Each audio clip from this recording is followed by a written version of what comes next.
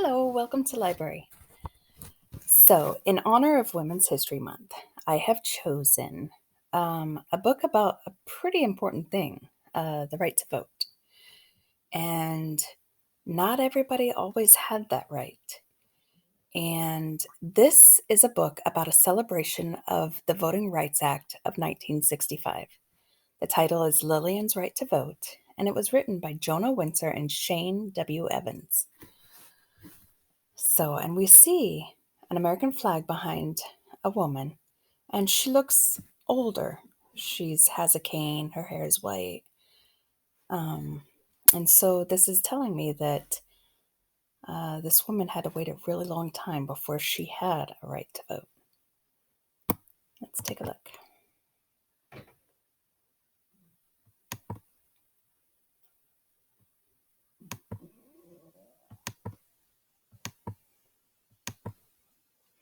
A very old woman stands at the bottom of a very steep hill.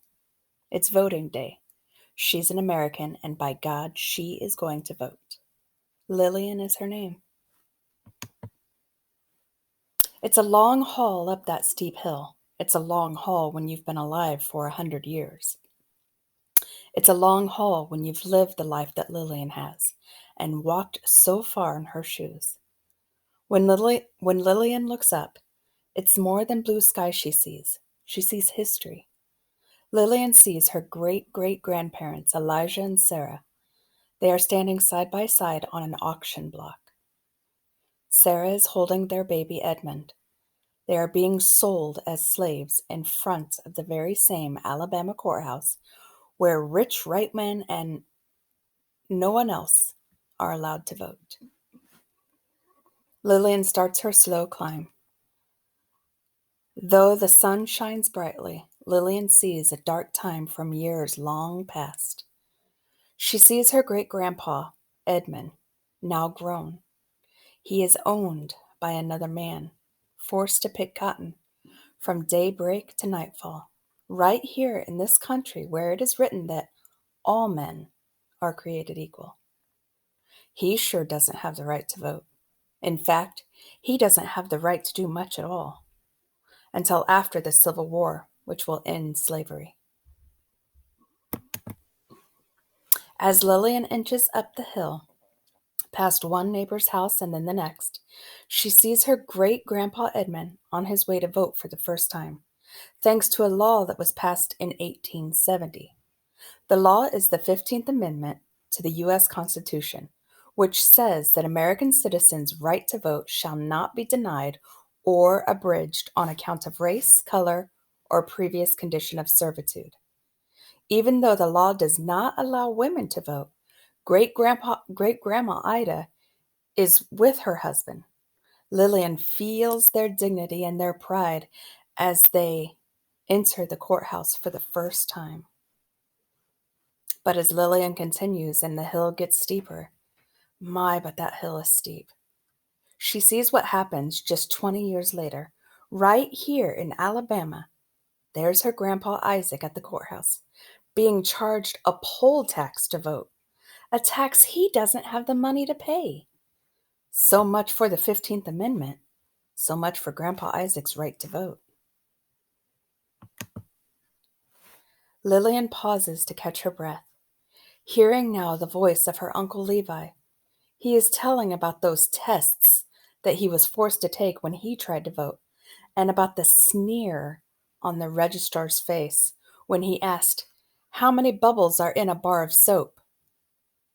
Her uncle's lips go tight as he recalls being asked to name all 67 judges in the state of Alabama and being turned away when he failed to answer such questions.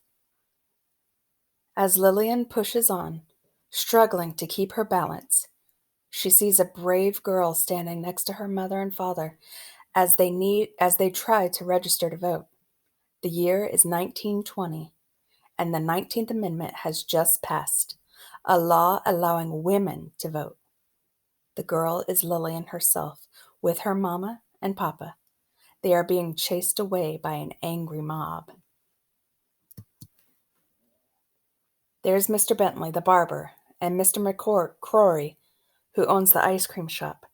She feels the firm grip of her mother's hand as they run through the streets back home.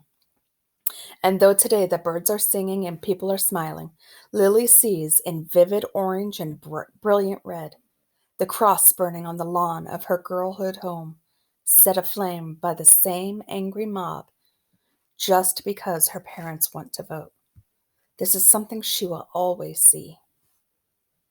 Lillian stops in her tracks, unable to keep going. As she stands there, she sees herself trying to register to vote for the very first time.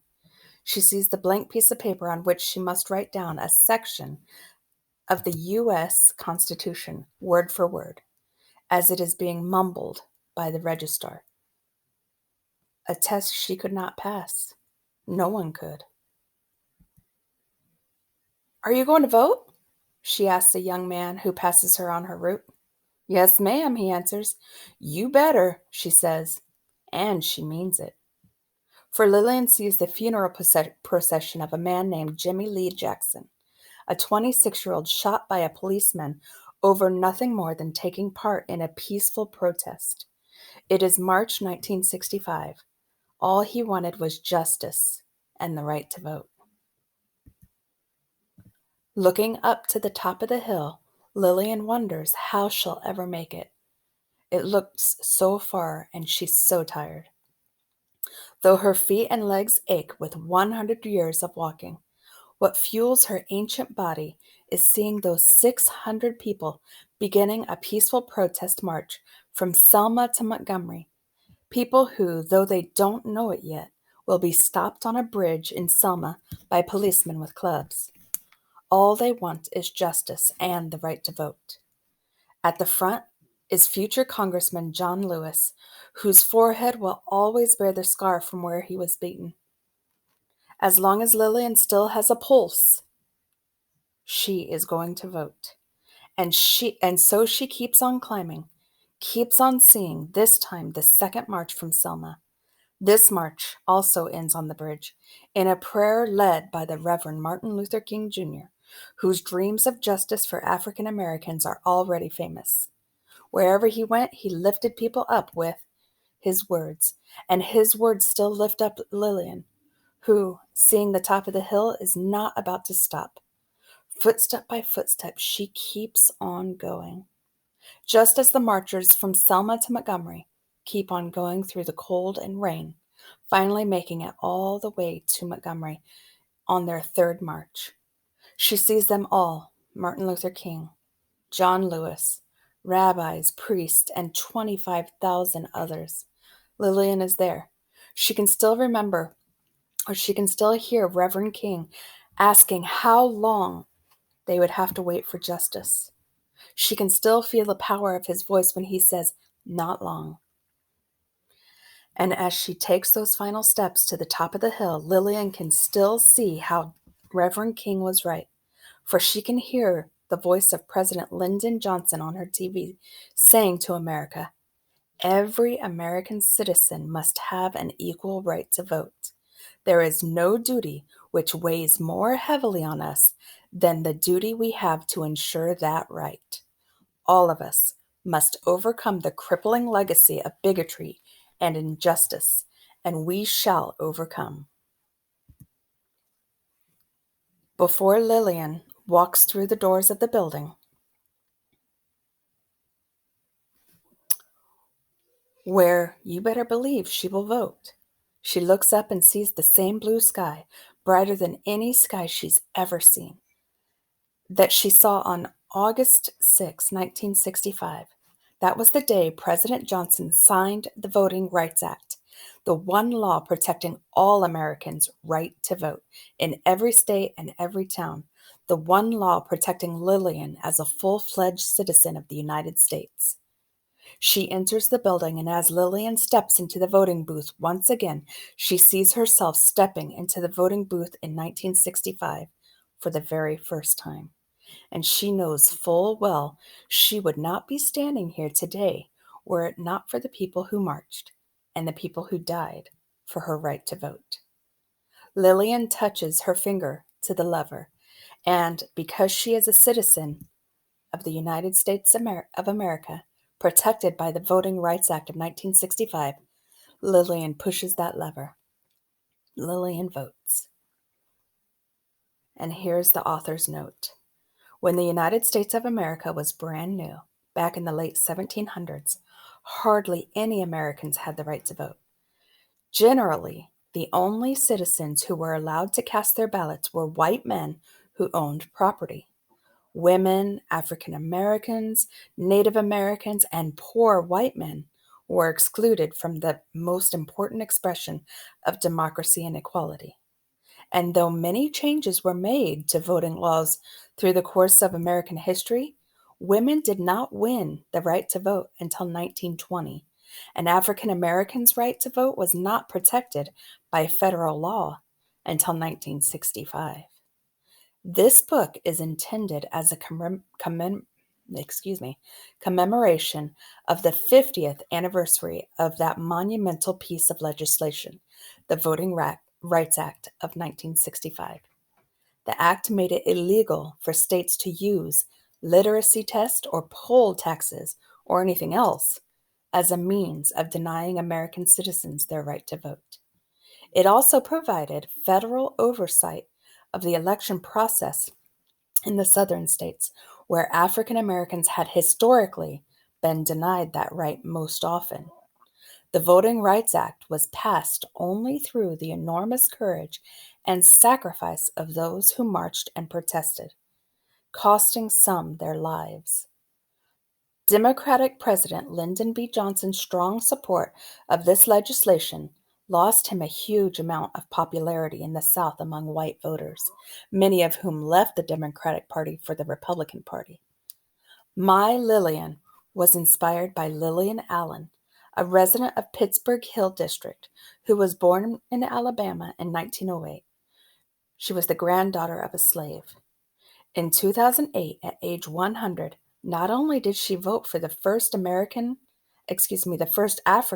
American president, Barack Obama, she also campaigned door to door in her hilly neighborhood, encouraging others much younger than her to vote.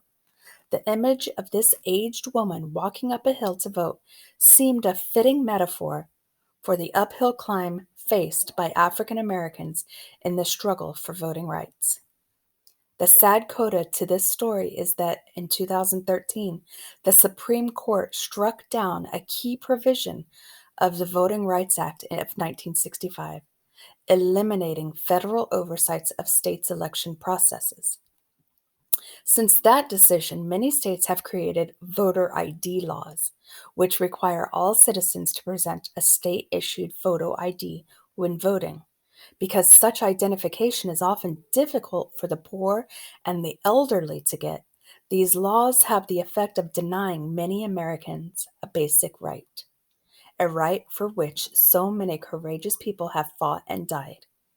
The right to vote still needs protection. Will a new generation rise and continue this fight?